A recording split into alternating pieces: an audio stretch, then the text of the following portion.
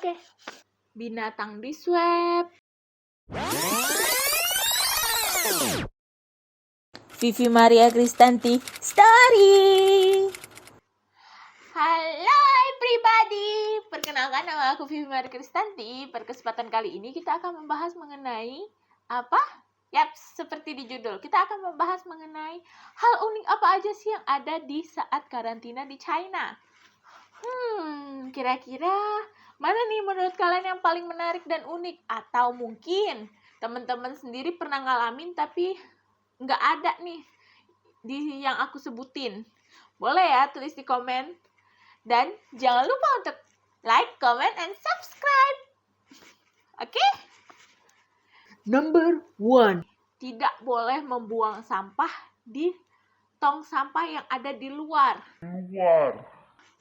Ketika kalian masuk karantina, itu pastinya misalkan dari luar negeri ya, terutama ya. Kalian akan disuruh isi form segala macam, dari bandara kalian udah di swab, tapi kan hasilnya belum keluar tuh. Nah, karena kemarin kami udah subuh, terus baru keluar hasilnya itu keluarnya besok. Jadi diginiin, oke, kalian boleh masuk ke dalam kamar, tapi tidak boleh membuang sampah di tong sampah yang ada di luar sebelum hasil 你们的核酸检查 itu adalah PCR. Jadi ketika PCR kalian belum keluar, kalian dilarang dan tidak boleh untuk membuang sampah di luar. Tapi tenang aja, di dalam kamar tuh udah disiapin kok kayak tong sampah yang di dalam toilet maupun yang di luar. Nah itu reasonnya karena kan kita nih nggak tahu nih hasil kita ini negatif atau positif. Jadi ketika hasil kita negatif, kita baru buang sampah, itu wajar dong. Jadi tidak menyebarkan virus, paling cuma di dalam seperti itu. Oke, gitu. Tapi tenang, hasil PCR di sini tuh cepet banget. Dan PCR di sini itu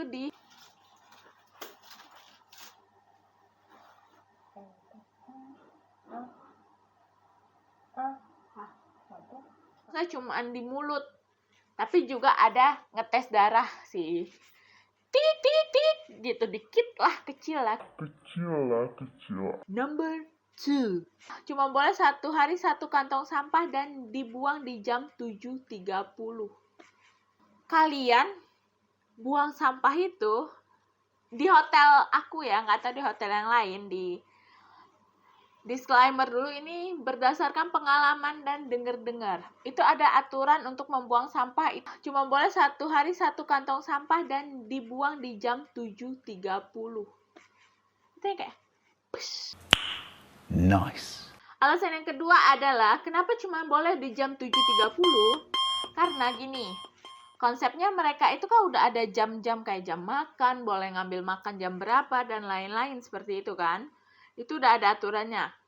Nah, jadi itu tuh untuk menghindari kontak antara kita dengan si petugas. Karena kan petugas itu ngasih barang segala macam, ketemu segala macam orang gitu kan. Jadi itu kenapa usahakan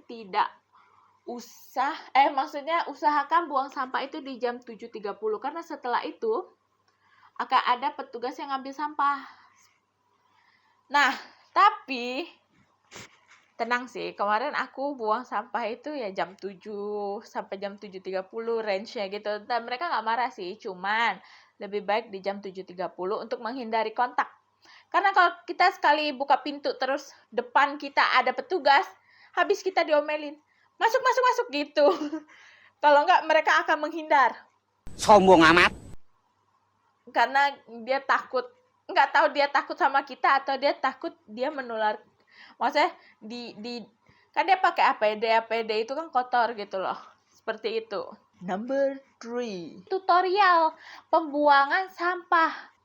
Ini masih seputar sampah nih, asik. Seputar proses pembuangan sampah. Jadi ada khususnya, gengs. Dikasih tutorial pembuangan sampah. Kenapa harus digabungin? Karena sehari itu cuma boleh buang sampah 1 kali. Dan itu di jam 7.30.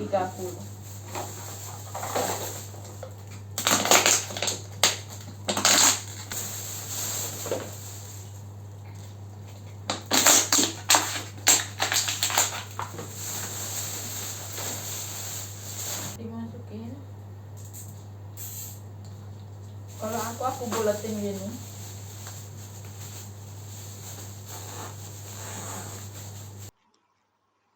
Sampai sedetail itu. Jadi kayak misalkan kita tuh nggak boleh tuh yang namanya buang sampah harus dimasukin ke dalam tong sampahnya. Nggak boleh diletakkan di atasnya. Terus harus diikat dengan benar. Dan kalian tahu apa? Kalau misalnya kegedean itu kalian ituin sampahnya, karena kan plastik yang dikasih itu besar. Itu tuh nanti bakalan kayak nggak fit ke dalam si tong sampahnya itu, kalian ya udah mau nggak mau kalian harus kucuk-kucuk bawa masuk. Kemarin aku pernah tuh kejadian. Aku bawa masuk lagi, aku buka, ya udah packing ulang, repacking. Sampahnya tuh di repacking biar muat.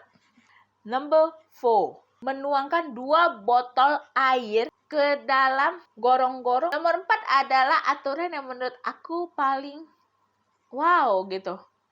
Karena benar-benar logis, setiap hari kalian itu diwajibkan untuk menuangkan 2 botol air, bukan air minum ya, air keran. Kalau air minum ya boleh aja kalau kalian sultan gitu kan. Ke dalam, apa sih namanya? Gorong-gorong kah? Bukan gorong-gorong. Jadi buletan yang ada di nih yang kayak gini nih. Salah satu hal unik yang ada ketika kalian karantina di China. Kayaknya ini only in China sih, karena di Indonesia itu nggak kayak gini. Tapi aku nggak tahu ya kalau di negara lain. Siapin botol, ininya dibuka dulu. By the way, salah satu hal unik yang ada ketika kalian karantina di China. Kayaknya ini only in China sih, karena di Indonesia itu nggak kayak gini.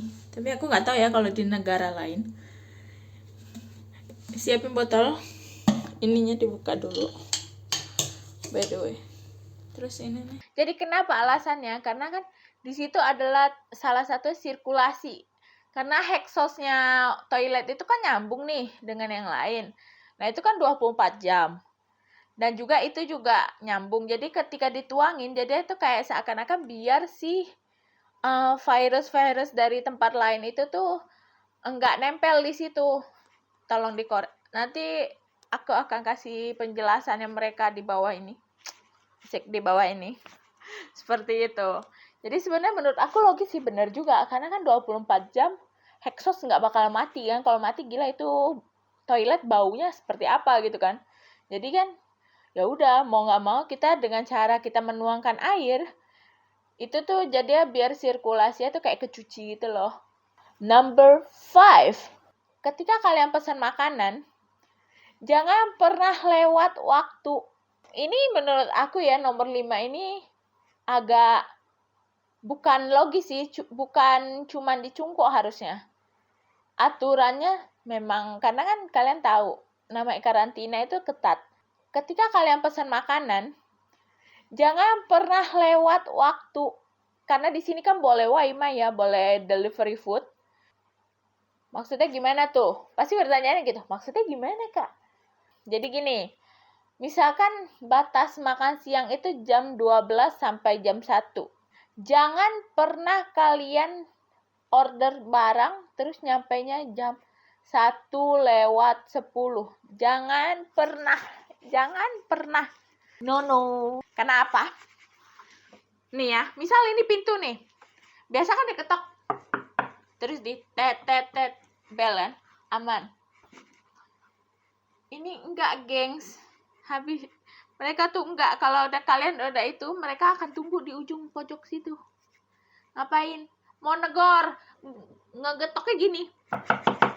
Kayak gitu, yang kayak, woi buruan, woi buka, woi. Kayak gitu. Jadi ya maksudnya, terus karena aku pernah ngalamin. Maksudnya itu bener-bener aku salah lihat jam. Itu jadi nyampe ke sini itu sekitar lewat 5 menit lah. Harusnya pas sih, pas order itu nyampe ke mereka di bawah itu paling lewat 2-3 menit. Tapi kan mereka anterin ke sini gitu lah, yang kayak aku sendiri bener-bener gak enak. Jadi bener-bener mereka kasih tahu, Miss, Mei nih, 超过了 gitu, kayak maksudnya udah 吃到了 jadi udah bener-bener udah telat gitu loh. Next time tuh ikutin aturan lagi, maaf, Next time tuh order tuh tepat waktu seperti itu. Jangan pernah biasakan jam karet Indonesia dibawa ke Cungko, oke? Number 6. Jangan pernah sampai kalian harus dibawa ke rumah sakit. Ini adalah berdasarkan, maaf nih. Aduh, ini greget sih. Pengalaman. Ini dibilang unik atau nggak tahu ya jujur. Karena jangan pernah kalian sakit. Dalam artian, jangan pernah sampai kalian harus dibawa ke rumah sakit. Jangan pernah. Why? 1, karena kalian lagi di karantina. Nggak semua rumah sakit mau terima orang yang masih dalam proses karantina untuk keluar. Karena teman aku tuh ada kejadian, teman aku makan siang, terus emang bener-bener ikannya itu tuh, makan ikan, terus keselak sama tulang ikan. Panik dong, kita satu grup, rame-rame. Kita harus gimana nih, gitu kan. Ya udah, apa boleh minjem pinset gitu kan, cara paling gampang karena kata dia masih kelihatan. Pinjem pinset, boleh nggak? Dijawab yang ada si hotel nggak punya pinset, pinjam punya teman boleh nggak? Nggak boleh, nggak akan boleh. Karena kita masih di karantina, nggak boleh minjem barang. Akhirnya dia laporlah ke hotel untuk minta tolong dibawa ke rumah sakit, gitu, ke dokter lah paling nggak. Dari jam 2 atau jam 3 siang, gengs. Malamnya dia baru dibawa ke rumah sakit karena udah nelponin rumah sakit, nggak ada yang bisa katanya. Bayangin nggak ada yang bisa. Terus, dan itu kalian tahu, dia harus pakai full APD untuk pergi ke rumah sakit. Padahal rumah sakitnya setengah jam doang. Terus akhirnya karena itu dia harus nginep di rumah sakit karena dokternya merasa, nggak tahu gimana prosesnya, aku nggak begitu tahu jelas. Yang penting aku taunya dia nginep di RS. Baru habis itu besoknya penanganan. Pokoknya ya jam 2 juga lah dia baru nyampe. Sekitar 24 jam itu tulang nyangkut di dalam lehernya dia. Nggak sih, tulangnya sih nggak. Pengalamannya 24 jam bersama tulang ikan. Kan nggak mungkin, nggak lucu gitu. Jadi seperti itu. Itu benar-benar. Usahain jangan sampai kalian harus masuk rumah sakit ketika kalian di Cungko. Apalagi pas karantina. Jangan sampai. No. Number 7. Remote kalian atau kalian lagi megang HP ya, HP kalian akan di swab. Ini itu menurut aku unik, tapi ternyata ada penjelasan ilmiahnya. Mungkin kalian akan sering pernah melihat meme yang binatang di swab, ikan lah yang pernah ikan di PCR gitu. Kenapa? Aneh-aneh aja, segitu gilanya dia sama zero covid gitu kan. Enggak teman-teman, itu bukan karena gila, tapi itu memang logis.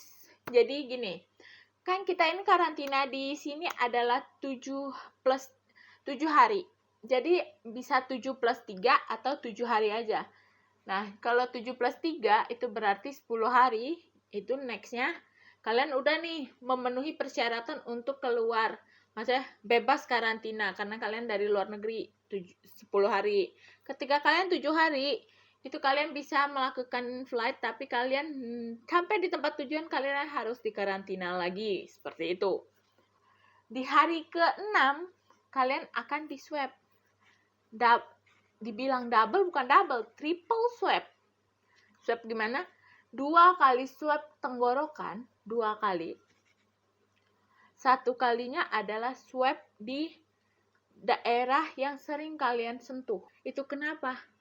Jadi maksudnya kayak, apakah ini mengandung virus atau tidak, seperti itu. Kalau untuk teman-teman yang paham banget, tolong ditulis di kolom komen ya, bantuin aku. Soalnya pasti aku yakin bakalan ada orang-orang yang karena aku yakin akan ada orang-orang jenius yang bilang, ini dia aja terlalu berlebihan dan akan di-cut dan isengin gitu videonya.